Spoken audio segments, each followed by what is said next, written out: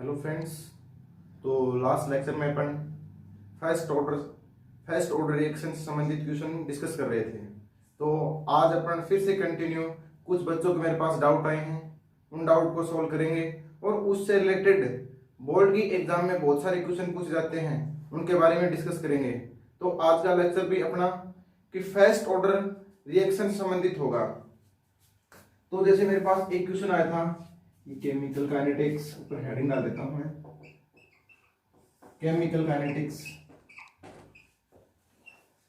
तो आज मेरे पास एक क्वेश्चन आया था, वो क्वेश्चन क्या था, किसी बच्चे का SO2Cl2 इसकी आधी मात्रा है, इसकी क्रिया कारक मान लो, ये क्रिया कारक है, मैं मान लेता हूं ये क्रिया कारक है, इसकी 50% मात्रा 60 मिनट में कंप्लीट हो रही है, 60 मिनट में पूर्ण होती है। आधी मात्रा 60% में वियोजित होती है, पूर्ण मत लिखो, वियोजित लिख लेता हूं यहां पर, वियोजित होती है। तो वेग नियतांक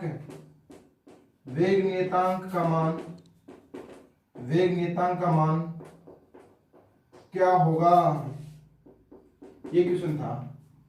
या फिर इस प्रकार लिखो, SO2Cl2, क्वेश्चन इस प्रकार से भी लिख सकते हो, SO2Cl2 क्रिया कारक की आधी मात्रा 60 मिनट में वियोजित होती है, 60 मिनट में वियोजित होती है। तो वेग नियतांक का मान बताओ, तो वेग नियतांक का मान बताओ। सॉल्यूशन अपने पास है K is equal to 2.3003 upon T log of A upon A minus x, या C nought upon C nought minus x. ये सॉल्यूशन आ गया। तो K is equal to 2.3003, T कितना दे दिया 60 है, लोग मैं मान लेता हूं क्रिया कारक की प्रारंभिक सांद्रता 100 और वियोजित कितना हो रहा है, क्रिया कारक की प्रारंभिक सांद्रता ये होगी, वियोजित 50, तो पीछे कितना बच गया 50। K is equal to 2.3003 upon 60। तो इसका सीधे इस प्रकार भी तो लिख सकते हैं ना, 100/2 या 100/50, ये से ये गया 10/5, इस प्रकार भी तो लिख सकते हैं। 100 में से 50 गया, पीछे कितना बचा 50, तो 100/50 और 100/50 यानी ऊपर कितना बच गया रे 2 गया। तो ये इस प्रकार भी तो गया ना, K is equal to 2.003 60 log of 10/5, इसको और भी सोल्व कर दो, 2 हो गया, ये लो 2। तो K की value K is equal to 2.3003 upon 60 log 2 की वैल्यू 0.3, ये लो 0.3। तो K की वैल्यू आपकी आ जाएगी मिनट इनवर्स में आएगी, सोल्व कर लेना इसको मिनट इनवर्स में। अच्छा क्वेश्चन था, बस आसान सा क्वेश्चन था, हो गया। तो इस प्रकार से भी क्वेश्चन पूछ सकता है कि कोई रिएक्शन है, इतने मिनट में इतनी प्रतिशत पूर्ण हो रही है, तो K का मान बताओ। अब K की वैल्यू आ गई तो इसका T हाफ भी निकाल सकते हैं। तो T हाफ कैसे निकालेंगे रे, T हाफ क्या होता है, T half is equal to 0.693 upon K। तो आपको क्या करना है, ये जो K की वैल्यू आएगी वो यहाँ पर पुट अप कर दो, आपका T हाफ आ जाएगा। K आपके सामने है। अगर ऐसा पूछ ले कि T एवरेज पूछ ले तो क्या करोगे, 1 अपॉन K, ये बस यही करना है। K की वैल्यू ये रही, इसमें पुट अप कर दो। प्रैक्टिस थोड़ी आपको करनी पड़ेगी, जब तक आप प्रैक्टिस नहीं करोगे तब तक आपके कंसेप्ट क्लियर नहीं होंगे, इसलिए प्रैक्टिस आपको करनी पड़ेगी। मैं मेथड बता सकता हूं, यहाँ पर दिमाग आपको यूज करना है। अब दिमाग तो क्या है, बस छोटे छोटे क्वेश्चन हैं। हो गया, एक क्वेश्चन लिखो, ये भी किसी बच्चे का डाउट आया था, अच्छा क्वेश्चन था, पूछा था, इसको मिटाता हूं।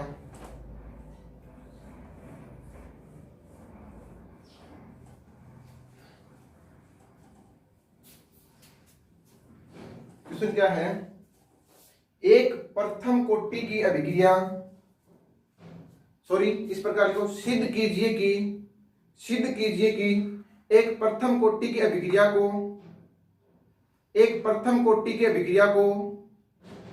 99.99 पूर्ण होने में लगा समय अर्ध आयुकाल का 10 गुना होता है। अर्ध आयुकाल का 10 गुना होता है। क्वेश्चन बड़ा अच्छा था, मैं लिख देता हूं, सिद्ध कीजिए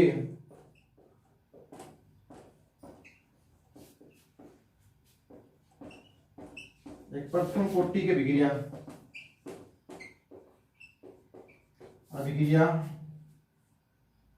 को 99.99 पूर्ण होने में लगा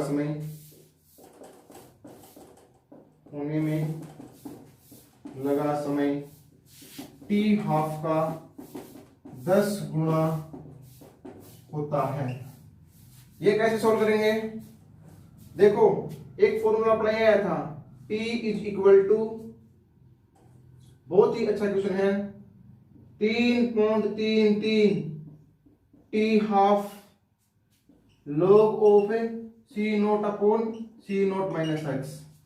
बस वैल्यू पुट अप करो यहां पर, T is equal to 3.33 T half upon log, मैं मान लेता हूं क्रिया कारक की जो प्रारंभिक सांद्रता है वो 100 है, तो 100 वियोजित कितना हो रहा है 99.99, पीछे कितना बचा रहे 0.1, तो T is equal to 3.33 T half log 100 upon 0.1 कर देता हूं इधर। इस 0.1 को हटाऊंगा तो ऊपर 1000 आ जाएगा, तो 1000 अपॉन 1 हो गया, नहीं हो गया? अब क्या करते हैं, log 1000 की value T is equal to 3.3 T half log 10 की पावर 3 कर सकते हैं क्या? इस 3 को इधर ले आओ तो T कितना आ गया, T आ गया, ये क्यों इधर 3 आ गया, पावर में हो तो log के पीछे ले आओ, log बेस 10, ये log 10 की वैल्यू 1 होती है, तो सीधा कर देता हूं मैं 3.3 टी हाफ 3 log 10 की वैल्यू 1 होती है 10, तो सीधा मान लगता है T half T is equal to 3.3 T half 3 into 1, तो 3 हो गया, तो इसको मैं इससे गुणा करूं तो T is equal to 9.99 T half नहीं आ गया क्या? इसको 10 के बराबर ही मान लो, अर्थात जो 99% वियोजित होने में लगा समय वो टी हाफ का 10 गुना होता है। आपके सामने आ रहा है, ये 9.99 होता है, बस थोड़ा सा फर्क होता है, तो इसको अपने को 10 के बराबर मान लिया।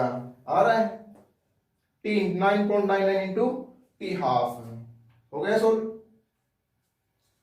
अच्छा क्वेश्चन था। एक क्वेश्चन और लिखो,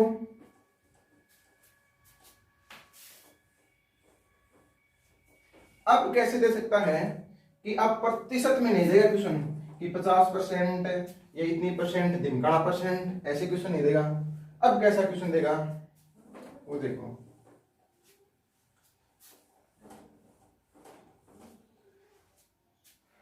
इसमें लिखो, एक प्रथम कोटि की अभिक्रिया एक प्रथम कोटि की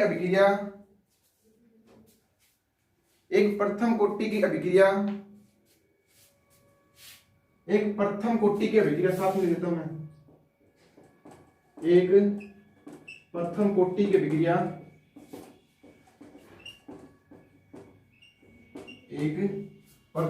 की अभिक्रिया, जिसमें क्रिया कारक की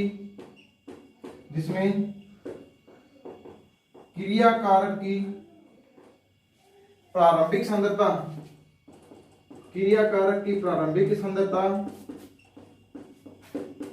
10 m है, तो तो कितने समय बाद क्रिया कारकों की सांद्रता 2m शेष रहेगी। यदि अर्ध आयुकाल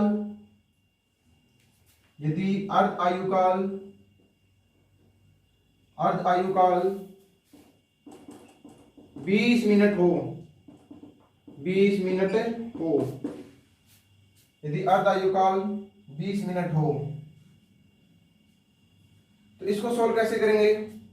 अर्ध आयुकाल दे दिया, अगर अर्ध आयुकाल दे दे तो अपन क्या करते हैं, के की वैल्यू निकाल लेते हैं। कैसे रे? किसी भी प्रकार से कर सकते हो सॉल्यूशन, सीधा फॉर्मूला पुटअप कर सकते हो कि t is equal to 3.33 of T half upon T half is equal to log of क्रिया कारक की प्रारंभिक सांद्रता 10 m है, मैं 10 लिख देता हूं, अपॉन शेष कितनी बची रहे? 2, अर्थात 8, जो क्रिया कारक की 8 m सांद्रता थी वो तो वियोजित हो गई, तो मैंने 2 लिख दिया सीधा, तो ये तो 5 आ गया रे। t is equal to 3.33 of T half कितना दे रखा है? 20 मिनट, 20 इंटू log 5, सीधा सा फंडा है। log 5 की वैल्यू 3.33 ऑफ 20 3.33 इंटू 20, log 5 की वैल्यू 0.7 ले लेते हैं, ये लो, ये 0.7 हो गई, तो आपका टी आ गया। टी आराम से कैलकुलेट कर सकते हो, टी कितना आ जाएगा? ये 0.7 है, इसको 7 कर देता हूं तो ये 2 हो गया, नहीं हो गया? 7 दूनी 14, तो 14 इंटू 3.33, तो टी कितना हो गया? तो 4 दिए 12, सीधा कर लो 14 इंटू 3 लगभग आ जाएगा, और टी हाफ की वैल्यू मिनट में ज्ञात कर लेना। अगर ज्ञात करें इस हिसाब से कर लो, 14 28, 14 42 पॉइंट समथिंग आ जाएगा, या 43 के समथिंग मिनट में आंसर आ जाएगा। इसका आंसर क्या आता है कमेंट बॉक्स में करके मेरे को आंसर जरूर बताना। तो एक क्वेश्चन इस प्रकार से पूछ लिया कि इसका टाइम दे दिया, ये दे दिया। दूसरा क्वेश्चन इसी में क्या पूछ सकता है, के की वैल्यू, बहुत ही आसान है। के की वैल्यू किस प्रकार ज्ञात करेंगे? मान लो के पूछ ले वेग नियतांक, तो वेग नियतांक के क्या होगा? 0.693 अपॉन टी हाफ, तो बस आपको क्या करना है, तो के इज इक्वल टू 0.693 अपॉन 20, ये लो आंसर आ जाएगा। के कितना है? बस ये क्वेश्चन था। तो इस प्रकार के क्वेश्चन भी बहुत सारे पूछ सकता है। एक क्वेश्चन और लिखो, एक क्वेश्चन है, एक प्रथम कोटि की अभिक्रिया का अर्धायुकाल, एक प्रथम कोटि की अभिक्रिया का अर्धायुकाल 30 मिनट है। एक प्रथम कोटि की अभिक्रिया का अर्धायुकाल 30 मिनट है, तो 50 मिनट बाद, तो 50 मिनट बाद कितने प्रतिशत अभिक्रिया पूर्ण हो जाएगी? तो 50 मिनट बाद कितने प्रतिशत अभिक्रिया पूर्ण हो जाएगी? बहुत ही शानदार क्वेश्चन है, पूछा हुआ क्वेश्चन है, ये बोर्ड की क्लास में पूछा हुआ है, ऐसे क्वेश्चन पूछ लेता है। एक प्रथम कोटि की अभिक्रिया जिसका अर्ध आयुकाल 30 मिनट है, जिसका अर्ध आयुकाल 30 मिनट है, जिसका अर्ध आयुकाल 30 मिनट है, तो 50 मिनट बाद कितने प्रतिशत अभिक्रिया पूर्ण हो जाएगी? 50 मिनट बाद कितने प्रतिशत अभिक्रिया पूर्ण हो जाएगी। मैं डायरेक्ट लिख देता हूं, टी हाफ कितना बोल दिया, 30 मिनट। ये इंफॉर्मेशन अपने को दे रखी है। दूसरी इंफॉर्मेशन क्या दे रखी है कि टाइम दे दिया, अब की बार टाइम कितना 50 मिनट है। पूछा क्या है, कितने प्रतिशत अभिक्रिया पूर्ण होगी, कितने प्रतिशत अभिक्रिया पूर्ण होगी, कितने प्रतिशत अभिक्रिया पूर्ण होगी, ये क्वेश्चन था। बिल्कुल प्रतिशत में पूछ लिया। तो ये इसको कैसे निकालेंगे, आपको T is equal to 3.3 into T half log of C nought upon C nought minus x. तो अब तो T की वैल्यू भी दे दी अपने को, T की वैल्यू भी दे दी, दे रखी आराम से। T की वैल्यू कितनी है 50 मिनट है। ये लो मैंने 50 रख दिया यहाँ पर, is equal to 3.3 T half कितना दे दिया 30 मिनट इंटू 30। ये लो log ऑफ ये C नोट, मैं मान लेता हूं क्रिया कारक की प्रारंभिक सांद्रता 100 है, तो 100 माइनस एक्स, वियोजित कितना हुआ है, इस x की वैल्यू ज्ञात करनी है। तो कैसे ज्ञात करेंगे, 30 इंटू 3.99, तो ये इसको 100 के बराबर मान लो आप, लगभग 100 log of 100 upon 100 minus x. ये 99.99 आ रहा है, तो मैंने 100 मान लिया, ये से ये कटा, तो इधर कितना आ गया 0.5 आ गया। तो 0.5 is equal to log of 100 minus 100 upon 100 minus x, ये आ गया। अब क्या करते हैं रे, इसको कैसे सोल्व करें। अगर मैं इस log को इधर ले जाऊं तो ये एंटी log नहीं बन जाएगा क्या, एंटी log तो बन जाएगा। तो ये कैसे हो जाएगा, anti log 0.5 is equal to 100 upon 100 minus x, 100 upon 100 minus x. बस आ गया आंसर। एंटी log 0.5 की वैल्यू 0.5, ये 0.5। एंटी log 0.5 की वैल्यू होती है 3.2। मैं बताऊंगा कैसे आई थी ये, मैं इधर लिख दिया 3.2 is equal to 100 upon 100 minus x. ये लो इसको इधर ले जाओ, 3.2 into 100 minus x is equal to 100। तो ये कितना हो गया, 3.2 को 100 से गुणा किया तो मेरे हिसाब से 320 आ जाएगा, माइनस 3.2x इंटू 100। तो इसको इधर ले जाऊंगा तो 3.2 इज इक्वल टू 320 माइनस 100, 220 बच गए। तो मैं इधर लिख देता हूं, ये 3.2x है, तो 220 बच गए, सीधा लिख देता हूं यहां पर 220। तो x is equal to 220 upon 3.2। इस पॉइंट को काट देता हूं मैं, इधर 22 लिख देता हूं, 22 हो गए। इसको सोल्व कैसे करेंगे, तो x की वैल्यू अपने पास आ जाएगी। x कितने परसेंट आ रहा है ये मेरे को कमेंट बॉक्स में इसका आंसर बताना, मैं आपके आंसर का इंतजार करूंगा। अब ये मेरे हिसाब से जो x की वैल्यू है वो जरूर बताना, इसके लगभग 66.9% के समथिंग। देखना आईडी से बता रहा हूं, 66.9% के समथिंग है, आसपास आएगी। सोल्व करके बताना क्या आंसर ये सही आ रहा है।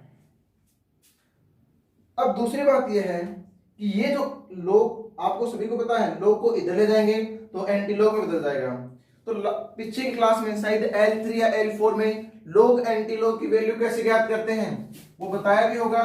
बाकी थोड़ा सा हिंट इधर दे देता हूं आपको।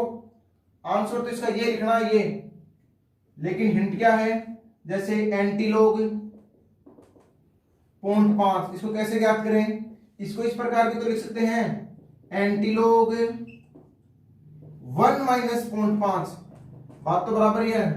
तो अब क्या करना आपको, एंटीलोग, लोग ए की, लोग ले लेता हूं अंदर, log कितने की वैल्यू 1 होती है, तो मैं 10 लिख देता हूं, log 10 का मान 1 माइनस 0.5 के लिए log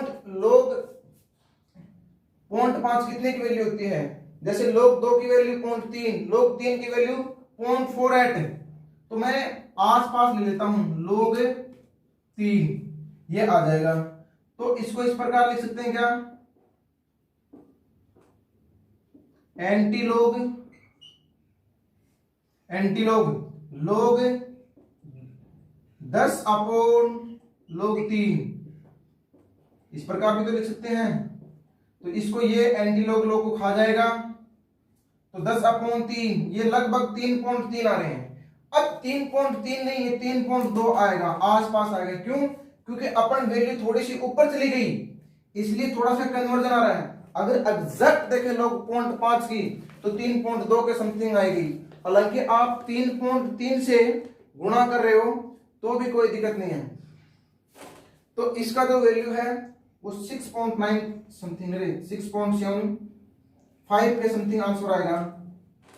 तो ये जो है 3.2 इसकी एंटीलॉग आ जाएगा।